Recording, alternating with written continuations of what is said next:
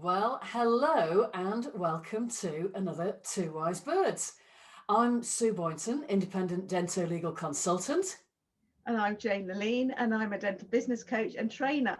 And we've got a fledgling wise bird with us today. So, would you like to introduce yourself? Hi, I'm Lydia. And Would what do you you like- do, Lydia? Sorry? What do you do? I'm a dentist. I qualified in 2017 from Leeds, and now I work across two different practices, one in Oxford and one in Buckinghamshire. Okay, so young dentist, you really are a little fledgling. Mm-hmm. Fantastic. And it's lovely to have you with us today.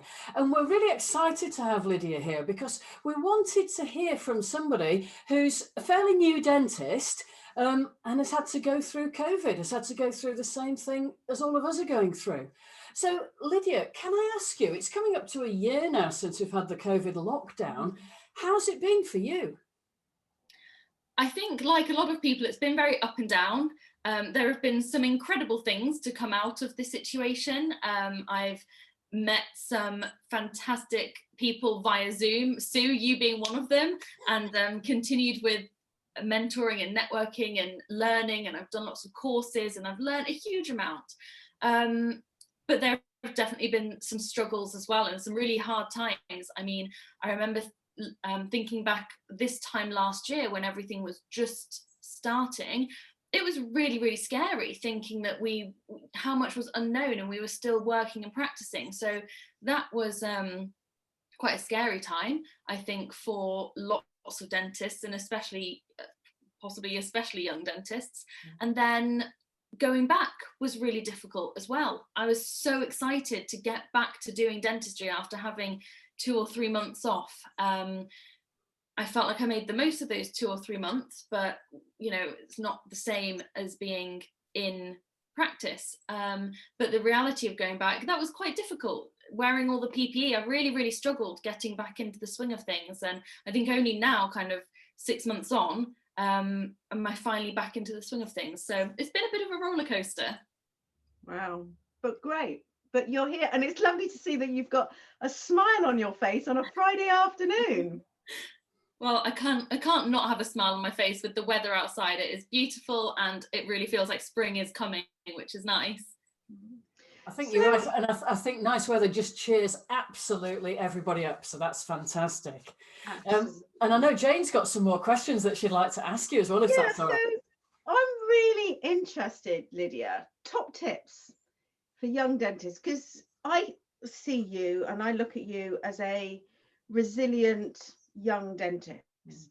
And I know that there's a lot of young dentists that are struggling and don't seem to have that ability to bounce back that I see in you. So what do you think are your top tips to help you cope in a situation? Okay, I think I would split my answer into 2 sections. So the first section would be the very broad term of mentoring and networking. So mentoring and having people that you can ask questions and get advice from is just so important. And it's a phrase that's thrown around quite a lot within groups of young dentists, mentors and having a mentor. And I think actually realizing that sometimes you can have amazing mentors in your practice and you can always ask them for advice, but sometimes actually mentoring can cost, and actually investing in mentoring and that side of things, I think sometimes people just expect mentors to fall from trees, and sometimes that's not the case, and you actually have to seek them out, and sometimes there's a cost associated with that, and that is an investment in your career and your profession and your life, really. So I definitely think that's important. And as well as having connections and a network within dentistry, I think it's really interesting to think about how you can grow your network outside of dentistry, because we can definitely get into a bubble and we can lose sight of the bigger picture by kind of being contained into that bubble. So something I found really helpful is having a network that's outside of dentistry as well. And an example of how I utilised this and how this benefited me fairly recently was during the lockdown. I ran a competition on a social media page with links to one of the practices that I work at. And I'd never done anything like this before, so I wanted to make sure I did it properly. So I spoke to Sue as a dento-legal point of view, and I spoke to, I ran it past my indemnity as well to make sure I ticked all the boxes from that side of things. But I also tapped into my network outside of dentistry, and I'm part of a local networking group, which has been amazing. And one of the ladies there, she's a social media marketing expert. So she knew all the rules on Instagram and Facebook and advertising and websites and all of the terms and conditions that I had no idea about. I thought you could just kind of post things and it was fine, but it turns out that that's not the case. So utilizing that network and having her in my network was really beneficial. So I think that's important. So can I just ask you about that? Because this is obviously something that's quite new to dentists, this idea of building a network. Mm-hmm. So how did you find this network? I mean, what was it? So I've joined a local networking group, and it's been brilliant because it's local to where I practice, and it's helped me personally so much because I've found a great chiropractor, I've found a great social media marketer, I've found loads of connections, a copywriter, just so many useful connections, accountants, financial advisors, you know, loads of different professions. And it's also helped me professionally as well, because they found a great dentist, and I've had referrals come through from them who they've recommended me to their friends and family, and so patients have come into the practice from that. And so it's really worked both ways. And I when I joined at the start of lockdown, to be honest, it was just to keep me busy and to do something and to have structure in the diary with these online meetings, because I think I'd go mad otherwise.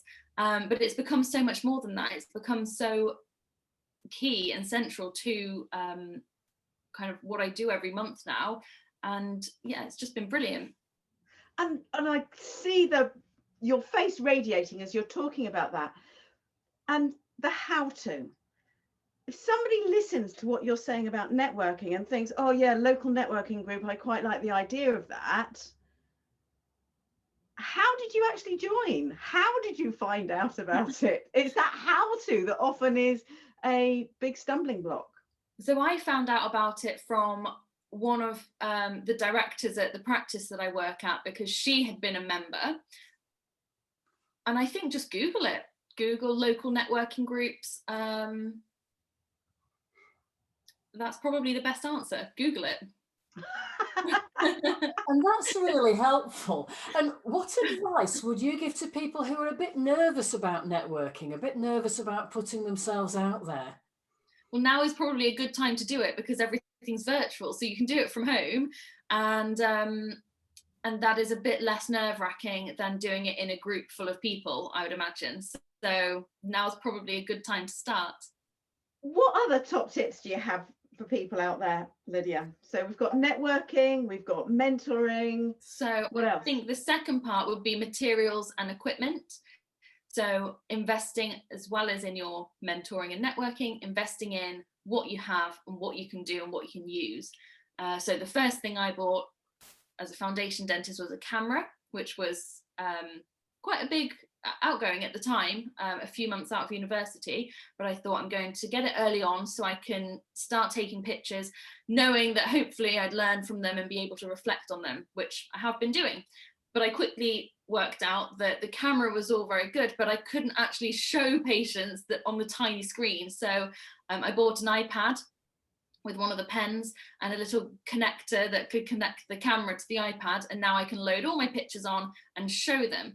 And this is absolutely invaluable for communication with patients, because they can draw on the iPad and they can show me what they don't like and what they do like. I can show them what I'm thinking, and it makes sure we're on the same page. I can then save it to their dental record, so it's like a medical record. And it's also helpful for communicating with my lab technicians, so I'm always just sending photos off to them.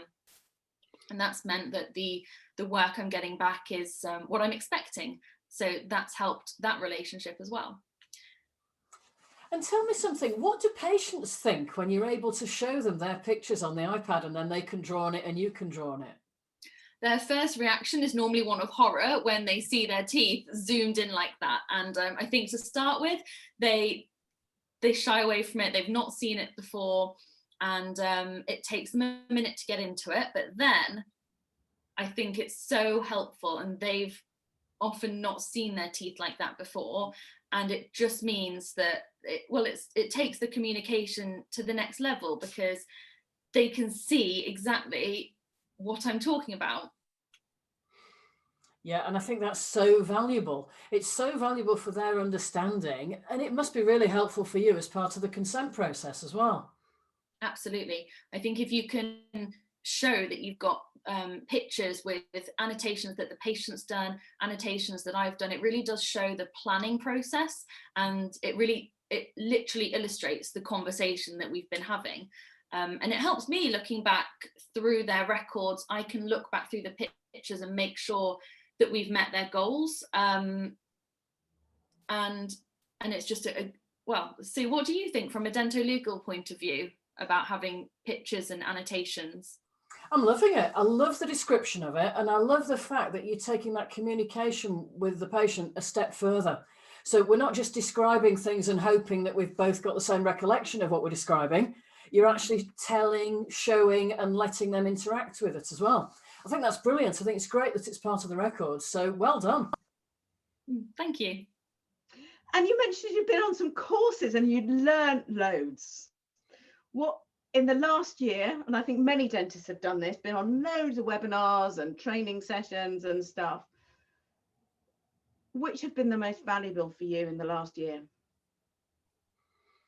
So the most valuable by far, and this is going to sound like we've planned to say this, but we obviously have not planned to say this, but Jane, it was your Best Choices online course, because that was the recap, because I did it a couple of years ago, and recapping that has helped with all of these things. So it's helped with the networking, it's helped with the virtual consultations, it's helped with the communication in surgery with the iPad. It taps into every single aspect of day-to-day dentistry. So that has definitely been helpful. Even on Zoom, it was as good as it was face-to-face. So that one. And then I finished my my 1 year restorative course, the Chris Orr course, and that was brilliant as well. I think I need to go back in and kind of cement a lot of learning there, because it was so much information. So I think going back over that is going to be my next thing. Fantastic. So to summarize, 3 things that you would recommend young dentists or other dentists, I mean, they don't just have to be young, but dentists that are struggling and are not being able to be resilient, what would you recommend? 3 things. Okay, I think number 1 would probably be recognize that it's overwhelming. It's an overwhelming time, and dentistry can be quite an overwhelming profession. So rather than trying to do everything all at once, pick maybe one small thing that you can do every week and incorporate that in to your practice. Such as taking maybe instead of thinking, right, I've got to get a camera, get an iPad, take photos of every single patient, every single view. That's quite a lot, and that's going to take a lot of time. Maybe start off by just taking of all your recall examination patients a smile photo and your occlusal photos, because that gives a huge amount of information and is quite a feasible thing to start doing, rather than taking your full set of 12 photos or whatever it is. So that would be a small thing that you could start doing, and then you could build on that rather than do everything at once. Yeah. The second thing is know yourself and know what kind of dentistry you want to do, and then focus on communicating that to your patients. And how are you going to communicate that to your patients? And again, it's something that probably won't come overnight, and you might have to think about it for a while, because I know that I did. And the third thing I think would be talk to people, ask for advice, chat to people who aren't your mentors now, might become mentors further down the line. So just chat to people, ask advice, ask for help, and see where that takes you. And I think one of the other things that's really helpful is being part of the BACD. So the BACD has been invaluable for mentoring and networking. And something that they're doing at the moment is it's like an online mentoring scheme where you can, if you're a member, you can choose a topic, you can ask your question, and then you're actually put in touch with one of the board of directors. So that's just an amazing feature, and something that as a young dentist I will be using a lot, because there's such a huge wealth of knowledge that you can tap into there. Yeah. Awesome. Wonderful. And I'm sure that people are just going to find your words of wisdom inspirational. So thank you for being vulnerable and putting yourself in this position where other people can hear you and see you. I know for many people that's something that they don't want to do. So thank you for leading the way. And I think you are a leader of the future, that where you lead, other people will follow. And I see Sue nodding there. I mean, I definitely see you as a leader of the future, Lydia. Oh, thank you so much. Excellent. Thank you very much for sharing those tips with us. I think everyone will benefit from those. So we've been the two wise birds, Sue Boynton, Jane the Lean, and Lydia Shambles. yeah, our fledgling wise bird, our owlet. So thank you so much for joining us, and I hope you'll come back and talk to us again too. Thank you. Thank you for having me. our pleasure.